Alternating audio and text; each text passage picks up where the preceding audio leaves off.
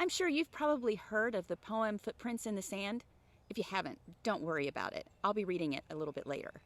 But did you know that Texas has a park and a monument dedicated to this poem? Stay tuned as we take a look at this unique attraction.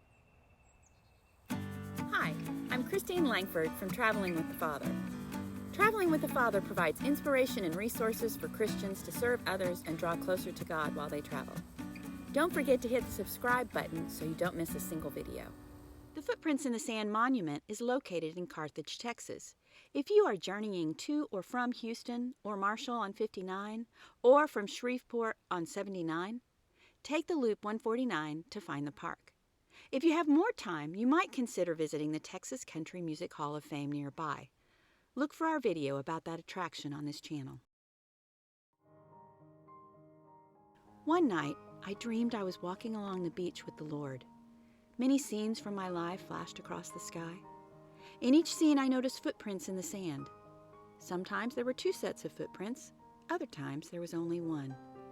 This bothered me because I noticed during the low periods of my life, when I was suffering from anguish, sorrow, or defeat, I could only see 1 set of footprints. So I said to the Lord, "You promised me, Lord, that if I followed you, you would walk with me always. But I have noticed that during the most trying periods of my life, there has only been 1 set of footprints in the sand. Why, when I needed you most, have you not been there for me?" The Lord replied, "The years when you have seen only 1 set of footprints, my child, is when I carried you." Mary Stevenson. What an inspiring piece. Now, when you read it, you may have seen anonymous on it or maybe a different author. There's actually quite a controversy about this. Now, at least 3 people take credit. They've taken out different copyrights. All their versions are just a little bit different. I don't have time to get into that right now, but if you're interested in reading more, you can look at the links in the description or go to the blog for an article about it. Now, sculptor Bob Harness had a successful career in Kansas City for over 26 years. And then he and his wife Martha were looking for places to retire, and they eventually chose Carthage, Texas, where Bob continued to sculpt.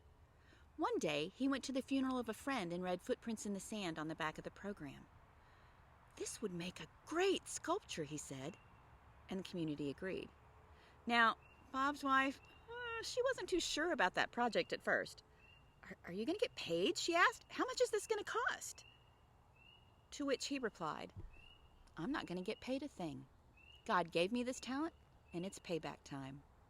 Don't you love that? It's payback time. And God provided for the memorial. Walter and John Cook II donated the land in memory of her parents. The community donated money. Children helped with the sculpture. They dedicated this memorial park on August the 19th, 2014. As you enter the park, you'll see a monument with the poem engraved. Then you notice the double sets of footprints changing to single ones, just like the poem. Along the way are benches given in honor or memory of loved ones, as well as small tables that are also decorated with the footprints. Light posts are labeled with different fruits of the Spirit from Galatians 5:22-23. The tracks end in a 14-foot bronze sculpture of Jesus carrying a man in his arms. The model for that man is Willie George, who started the project with a donation of $25,000. The statue faces Ross Plaza, a circular plaza ringed by more benches. Behind the benches on the stone wall are plaques that were given in honor or in memory of loved ones. This space often holds gospel concerts, small church services, memorial services, etc., and there's also a small pavilion that can be used for that as well. The park is just beautiful at night if you happen to have a chance to visit it then. Whether you visit this park during the day or at night, it's a beautiful place to contemplate how God's carried you during your hard times or to remember a loved one you've lost. The only drawback to the park is that it's on a major road. The traffic noise might be distracting for those who are just wanting to sit in silence. On the other hand, with the lights and the traffic, the park is so much safer than it would be in a more remote location. I hope you've enjoyed our tour of Footprints in the Sand Monument. Now, don't forget to hit the subscribe button so you don't miss a video. And remember to visit our blog at Traveling with the Father for more information as well. Until next time, this is Christine Langford with Traveling with the Father.